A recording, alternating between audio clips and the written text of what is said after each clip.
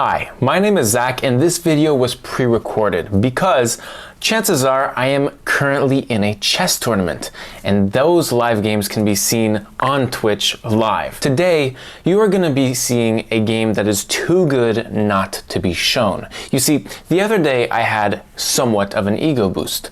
I hit 2400 on chess.com Blitz. And what does that prompt you to do?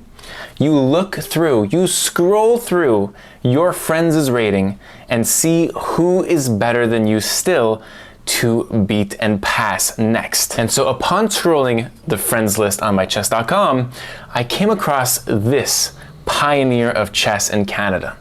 Meet Ilia. He is 16 years old, and I remember this guy because I played him online and he beat me 10 games to 1. He's only 16 years old, born in 2007. And upon scrolling down his profile, which by the way says, live with the discipline of pain or regret. Crazy. To have that on your chess.com profile at 16, he's going places. I'm already betting on the fact that he's going to make Team Canada one day for the Olympiads. That's my personal bet.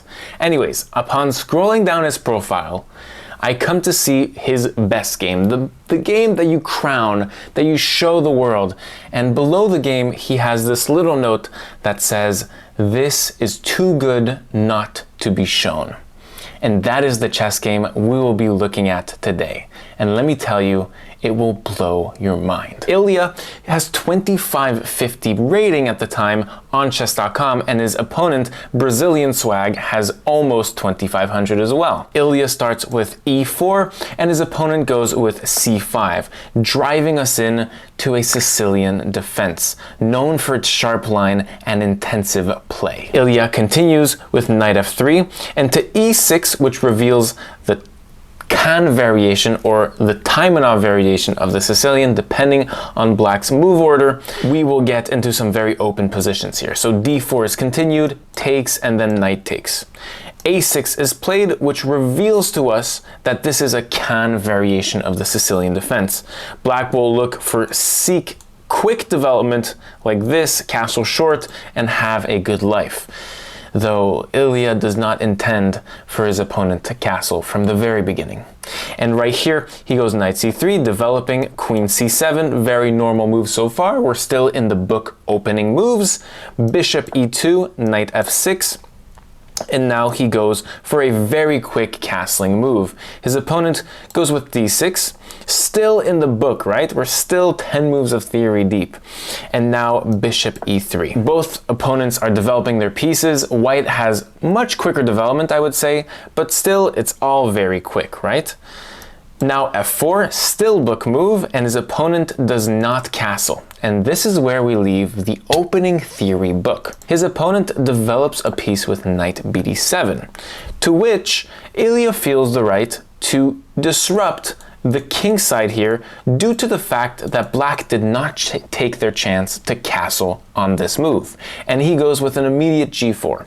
Now g4 is countered rightfully with h6, preventing g5, which would have put the knight in a weird position and forced it back to its original square on g8. Not optimal. So h6 here, and now Ilia goes for g5 immediately. His opponent plays well. He takes on g5, and after takes, Black needs to absolutely find a resource here to be fine in this game. And it's a really tough resource to find because it does not involve moving this knight that is on prise. Quite unique. Instead, it involves threatening checkmate with d5, discovered threat of mate on h2. And d5 is met with bishop f4, counter-attacking the queen. And believe it or not, while this knight is still on prise, bishop d6. I mean, talk about a defensive resource you need to find in a blitz game. You have 3 minutes on the clock, insanely impossible.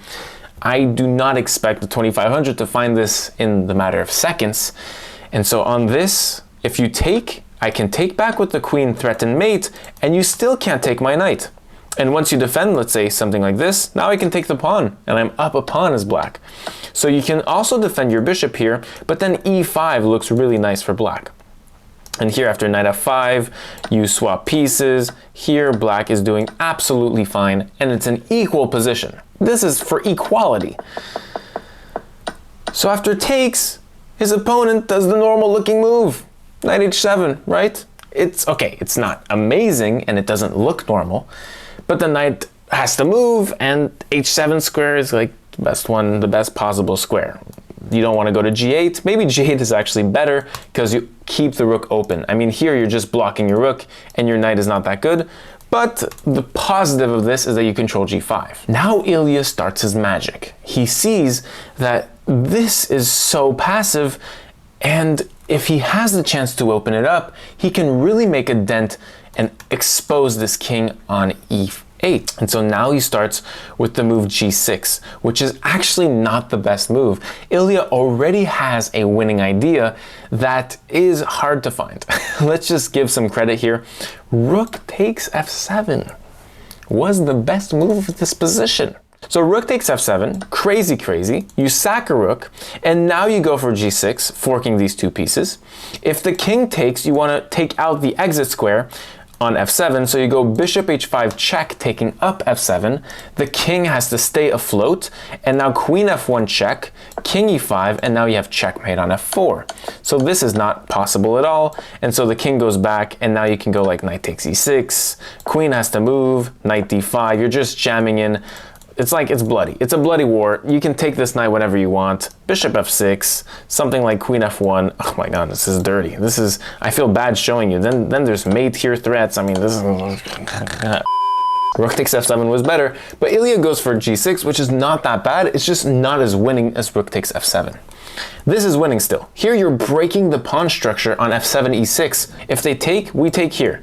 And you're already looking pretty lost. When they don't take with knight f6, going back to the square, here we can still break the pawn structure with g takes f7. King takes because it's check, and now Ilia stomps in with knight takes e6. The first of two brilliant moves in this game, this time sacrificing the knight to further engage and expose the king to the center. You see, it's worth it for white to have the king in the center in exchange for a full piece. Why? Because there's a follow-up that simply wins for the white pieces. And Ilia finds this idea in a 3-minute blitz game. It's not saying little. Queen d5 to further expose the king. You see, we want this f7 square, and it is worth it for us to take up this f7 square if we can get the knight off. And that is exactly what he does. So knight takes. Here Ilia has made in 3 moves.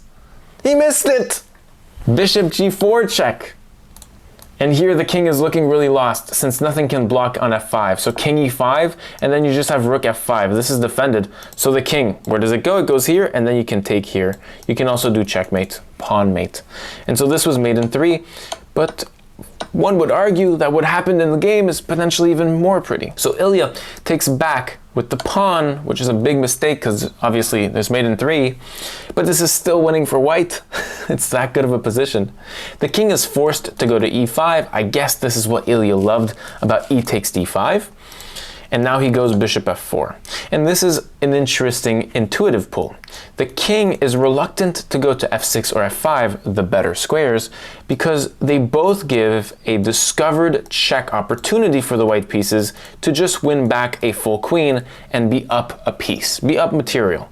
Even though this way survives much more than what was played in the game, which was king d4. You do not want to bring your king closer and closer to the opponent.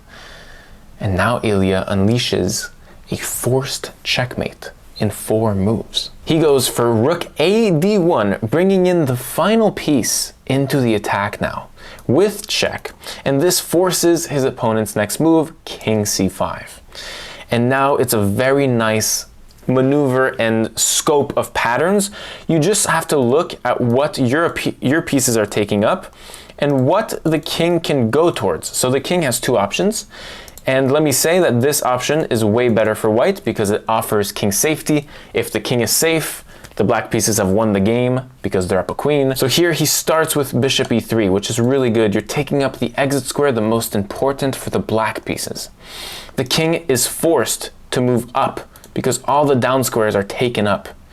And now there's a forced mate in 2. And it's really stylish because you're doing rook d4 check, elevating the rook and forcing the king to the last possible square on this board.